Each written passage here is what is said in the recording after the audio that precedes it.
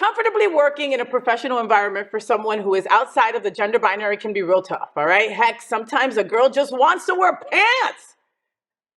Pants. And some companies require women to wear skirts all the time, no matter what, if they're on the clock. Well, Virgin Atlantic Airline is done with that completely. As airlines around the world struggle to fill jobs, Virgin has amended their dress code policy so that people can wear the uniforms that best match their gender expression. So girls can wear pants, boys can wear skirts. Enbies can wear mix and match. Also gone are the requirements for female employees to wear makeup, and tattoos can now be visible. Staff can now wear pronoun badges, and the airline is even offering pronoun badges to customers to make their travel more comfortable.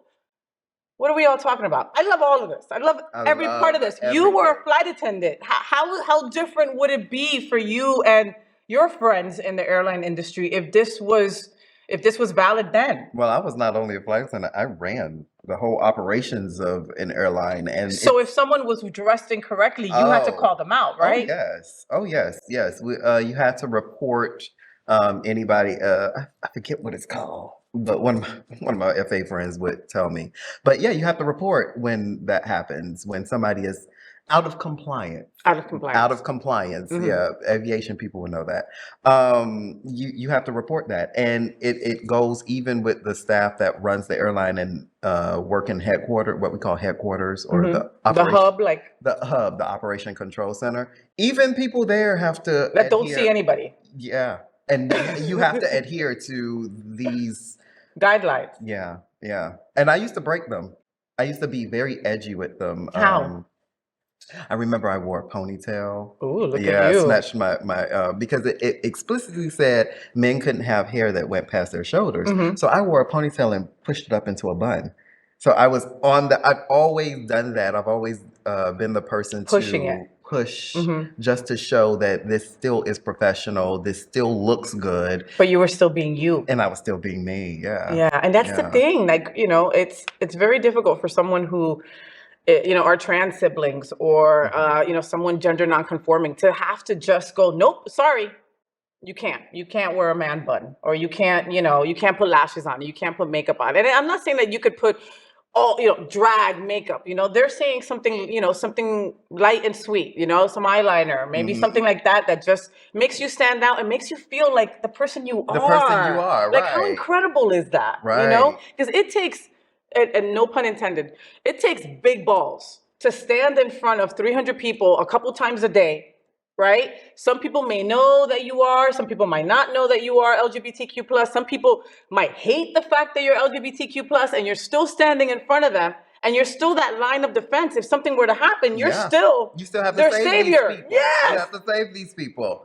And also the beauty, the antiquated cis women beauty standards that they have still in the airline. Like, you had to wear pencil. I remember when I became a flight attendant, this was back in the early 2000s, but women still had to wear skirts. Mm-hmm. Women still had to wear makeup. It didn't matter what, you had to put on some sort of makeup. Yeah. And I never understood it then, and I don't understand it even, it's because it's implemented with some airlines. I still don't understand it. But it's so, like you said, like, it's just so old school. Like, it reminds me of like those Pan Am commercials of like a million years ago. Yes. Again, I hope that they're coming along with the times. Big kudos to Virgin for this. You said somebody else. JetBlue. I mean, we love some JetBlue. Wait, are they the ones that just bought Spirit? Did they buy Spirit? Yes. And that was a whole, because Spirit is the airline that I used to run their operations control center. When I think of Spirit, I think I'm going to see a fight today. Let's get ready. I don't check a bag, nothing. I just wait. Like, okay, let me get the popcorn out, because there's always going to be a fight. Here in Fort Lauderdale, oof. They didn't want it. They didn't. No. Why? They wanted to buy Frontier.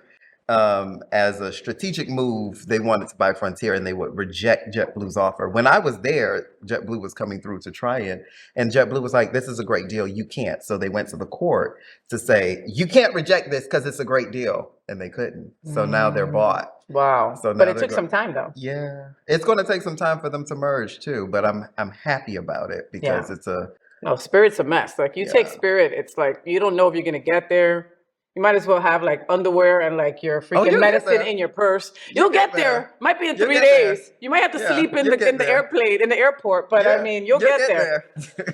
Anyway, we love the story. We love that we get to, you know, whoever works for these airlines gets to be authentically them, you know, and the pronouns I think are just huge also. The tattoos too. You know, I mean, again, you can't say F all white people. You know, you can't have like that tattooed on you. You know, it's not something like that, but you can have something visible, you know? So anyway, I think it's coming a long way and love this story. Big kudos to Virgin and also British Airways, right? Because they own them, or each one owns each other, something like that. Yeah. Side voice, is that true? I'm not sure. So, did you enjoy the show? I know you did. So make sure to click subscribe so you won't miss any of the events, news, or interviews right here on the Faye What Show. Ring the bell at the bottom of the screen, right there, so you'll be alerted every time we're live. You can also click on the Happening Out Television Network logo so you can see all of the shows on the most diverse LGBTQ+ media network. Find out just what we're doing to bring the L and the G together right here on the Faye What Show. Get the week started with me.